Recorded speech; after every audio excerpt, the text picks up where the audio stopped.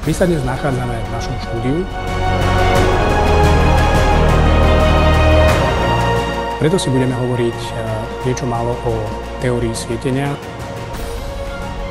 Aká je korektná pozícia svetla?